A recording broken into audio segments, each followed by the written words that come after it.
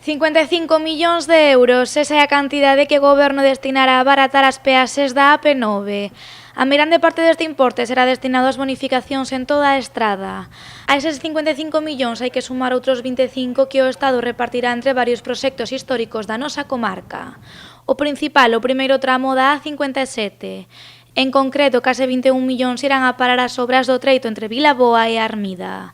Nos outros dous tramos, entre Armida e Pilarteiros Curro, o Goberno dedicará 100.000 euros respectivamente. Outra das noticias máis aplaudidas hoxe foi a partida de 2,2 millóns de euros para a reforma do nó de bombeiros. Con este importe procederás a licitar as obras co obxectivo de que os traballos comecen ao longo do próximo ano.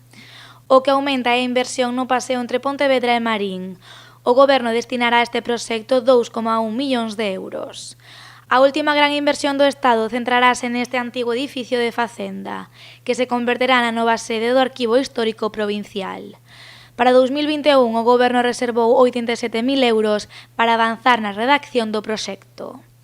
Estes presupostos foron valorados hoxe no Concello de Pontevedra.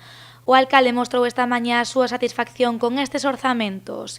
Miguel Anxo Fernández Lores considera que neles están recollidos todos os compromisos amarrados polo Bloque Nacionalista Galego no acordo de investidura de Pedro Sánchez. Valoración similar, como non podía ser de outro xeito, a do portavoz do Partido Socialista en Pontevedra. Tino Fernández cree que os pontevedreses deben sentirse orgullosos con estes presupostos, xa que, segundo el, son orzamentos que pensan nas persoas e nos veciños do noso municipio. No lado oposto atopase o voceiro do Partido Popular.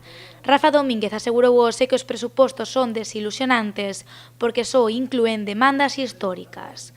De feito, o portavoz dos populares lamentou que se perdera a oportunidade de lograr a gratuidade no tramo da autopista entre Pontevedra e Curro.